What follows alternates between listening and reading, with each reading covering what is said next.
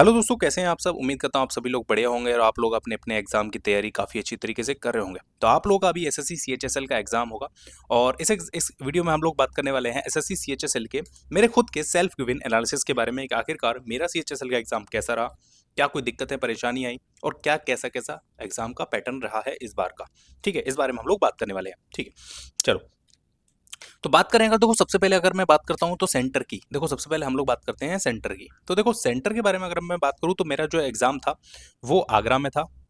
मतलब मैंने 3 चॉइस भरी थी, ठीक है, तो उसमें से मुझे पहली प्रेफरेंस ही जो मुझे चाहिए थी वो मुझे मिल गई थी। तो ये चीज़ तो ठीक है इस बार की एसएससी ने कि मतलब आप लोगों को सेंटर की दिक्कत नहीं हो रही है। ज़्यादातर लोगों को जिन्होंने टाइम से सेंटर भर दिया है उन लोगों को तो खासकर दिक्कत नहीं हो रही है और आने वाले एग्जाम में भी यही पैटर्न रहने वाला है, तो सेंटर के बारे में तो बात नहीं कर सकते। ठीक है, चलो। अगर हम सेंटर, हाँ, लेकिन कन्वीनियंस के बारे में बात करें कि आखिरकार कैसा हो रहा है, तो जब मैंने जो सेंटर इस बार एसएससी ने दिया है ना, वो सेंटर जब मैंने गूगल पर टाइप किया तो वहाँ पर वो दिखा ही नहीं रहा कि ऐसा कोई सेंटर भी है।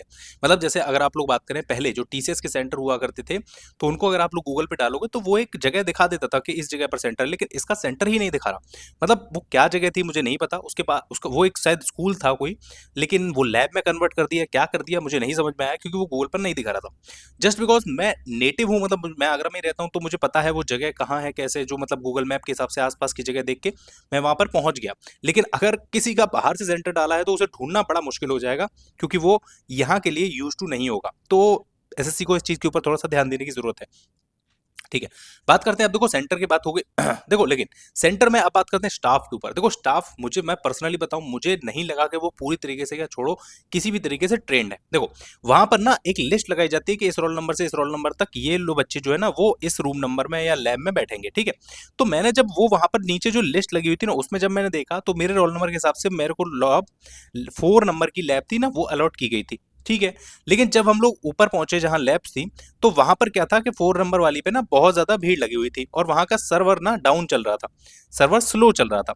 तो वहां पर बहुत सारे बच्चों का हो ही नहीं रहा था, मतलब बहुत बहुत देर तक पेपर शुरू हुआ है हमारा, तो सर्वर काफी स्लो चल रहा था यहाँ पर। ठीक है, उसके बाद कुछ लोगों ने बोला ठीक है एक काम करो, यहाँ पर थोड़ी भीड़ ज्यादा है, लैब नंबर 5 में आप अपना जो बायोमेट्रिक है ना वो करा के आ जाओ क्योंकि वहां पर भीड़ नहीं है। जब मैं लैब 5 में अपना बायोमेट्रिक कराने के लिए पहुंचा तो वहां पर भी थोड़ी सी भीड़ थी। उसके बाद जब हम लोग, मैंने वहां पर अपना बायोमेट्रिक कराने के लिए दिया तो उन्होंने बोला कि आपका लैब 3 में है, मतलब थर्ड लैब में है। मैंने कहा यार ये कौन सी चीज़ है, नीचे 4 लिखा है यहाँ पर थर्ड लिखा है। उन्होंने कहा थर्ड में। ठीक है, थर्ड में थोड़ी सी भीड़ थी, मैं थर्ड में थोड़ा सा, मतलब थोड़ी देर मैंने वेट किया वहां पर। जब मैं पहुंचा तो उन्होंने जब देखा तो उन्होंने बोल दिया कि मेरा सेकंड लैब में है। मतलब इस तरीके से खेल चल रहा था कि नीचे 4 लिखा हुआ है, ऑथेंटिकेशन कराने को जाओ तो 3 बता दिया, 3 पे कराया तो 2 बता दिया। फाइनल 2 में जाके मेरा हो गया और मैं जाकर वहां पर सिस्टम पर बैठ गया। ठीक है, वहां पर जब पेपर शुरू हुआ तो हमारा पेपर थोड़ा सा लेट शुरू हुआ था कंपैरेटिवली जो टाइम पर शुरू होना चाहिए था, क्योंकि यहाँ पर सर्वर स्लो चल रहा था। मतलब मुझे नहीं समझ में आ रहा, शायद इन लोगों ने मतलब कहाँ से सर्वर ले रखा है, तो सर्वर काफी स्लो चल रहा था इनका। लेकिन बात करें अगर एग्जाम की, तो एग्जाम अच्छा था। मतलब कंडक्ट होने में कोई दिक्कत नहीं आई, मतलब हमारे में तो नहीं आई। एक व्यक्ति था जिसका मतलब बीच में बंद हो गया था, तो उसके लिए दूसरा सिस्टम अलॉट कर दिया गया तुरंत के तुरंत, कोई ज्यादा देर नहीं लगी और उसको उतना टाइम दिया गया था, मतलब जहां से सिस्टम बंद हुआ वहीं से उसका एग्जाम शुरू हुआ था। तो इस चीज में तो कोई दिक्कत नहीं आ रही है कि एग्जाम ठीक है। बात करें अगर, देखो किसी किसी में क्या कोई और दिक्कत किसी चीज नहीं। हाँ, अगर हम बात करें, देखो पेन, पेपर, ये सब अब अच्छी क्वालिटी का दिया जा रहा है। मतलब पेन काफी अच्छी क्वालिटी का था, मैं अपने सेंटर की बात कर रहा हूँ, बाकी सेंटर्स का मुझे आइडिया नहीं है। लेकिन हाँ, पेन और पेपर मेरे वहां पर अच्छी क्वालिटी का था।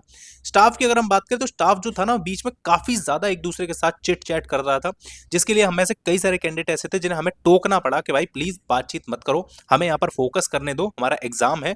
तो उनको इस तरीके से बताना पड़ा, जिसके लिए काफी ज्यादा दिक्कत परेशानी हुई है। ठीक है, अंत में अगर मैं बात करूं तो देखो एग्जाम ना काफी देर बाद छूटा हमारा, क्योंकि हुआ क्या था कि जितने बच्चों का एग्जाम लेट हो गया था ना, तो उन लोगों के लिए हमें भी सफर करना पड़ा, हम लोगों को भी बैठना पड़ा। एग्जिट वेरिफिकेशन ठीक ठाक हो गया, बाकी सारी चीजें ठीक थी। तो ये पूरा का पूरा रियल लाइफ एनालिसिस है, मतलब मैंने खुद एग्जाम दिया, इसके बारे में हम लोग बात कर रहे हैं। अच्छा, एग्जाम के लेवल की बात करें तो देखो मेरे को ना, मैंने सीजीएल का भी एग्जाम दिया था, तो मुझे सीजीएल और सीएचएसएल में बहुत ज्यादा फर्क नहीं लगा। ठीक है, मतलब मैं हो सकता है मेरी शिफ्ट वाली बात हो, लेकिन हाँ मुझे बहुत ज्यादा फर्क नहीं लगा। जिस तरीके के क्वेश्चन सीजीएल में उसी तरीके से सीएचएसएल में पूछे जा रहे हैं।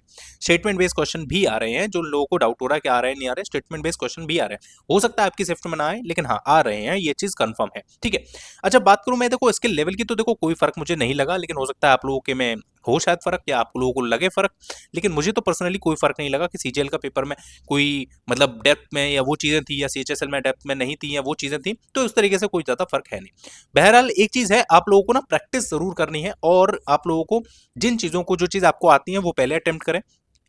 जो चीज़ नहीं आती, बिल्कुल नहीं आती, उन पर बेफालतू में तुक्के ना लगाएँ कि आप लोग ज़बरदस्ती के मार्क्स बढ़ाने के लिए तुक्के लगाते हैं, उससे कोई फ़ायदा नहीं, नेगेटिव मार्किंग होती है यहाँ पर, तो उससे आप लोगों के मार्क्स नेगेटिव में ही जाएँगे, कोई फ़ायदा नहीं, ठीक है?